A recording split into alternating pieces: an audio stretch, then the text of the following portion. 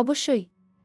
নিচে terminator ২ Judgment day সিনেমার একটি ৩-০ মিনিটের মধ্যে ব্যাখ্যা বাংলা এক্সপ্লেইনড দেওয়া হল। Terminator ২ Judgment Day ১৯৯১ Bangla explanation সংক্ষেপে। প্রথম অংশ ভবিষ্যতের যুদ্ধ।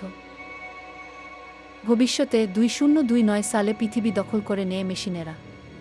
স্কাইনেট নামের একটি আর্টিফিশিয়াল ইন্টেলিজেন্স নিজে থেকেই সচেতন হয়ে ওঠে এবং মানবজাতিকে ধ্বংস করতে চায়। কিন্তু জন খানোর নামে এক নেতা মানবদের নেতৃত্ব দিয়ে মেশিনদের বিরুদ্ধে লড়াই করে। টার্মিনেটর পাঠানো হয়।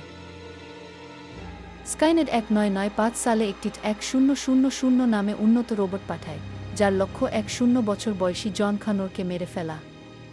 সে তরল ধাতব দিয়ে তৈরি, তাই সহজে গুলি বা আঘাতে নষ্ট হয় না। মানবপক্ষ থেকে জনের জীবন বাঁচাতে পাঠানো হয় ৮০০ আর্নল্ড স্কোয়ার্জনেগার কে। আগের সিনেমায় এই টার্মিনেটর খল চরিত্রে ছিল, কিন্তু এবার সে নায়ক।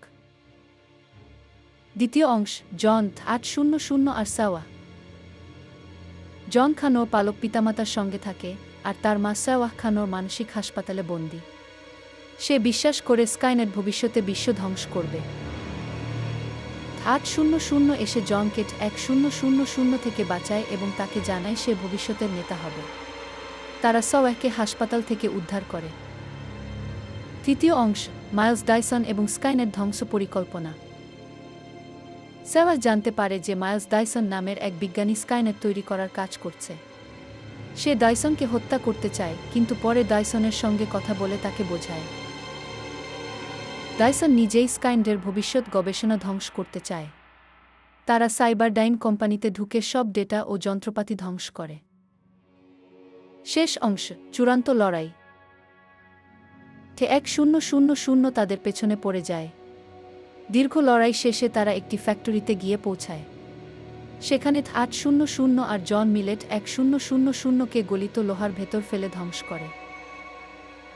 এরপর ৮০০ নিজেকেও ধ্বংস করে, যাতে ভবিষ্যতে স্কাইনেট আর কখনো তৈরি না হয়। শেষ বার্তা। মানবতা এখনও নিজের ভবিষ্যৎ গড়ে নিতে পারে। There is no fate but what we make for ourselves কি এটাই মূল বার্তা।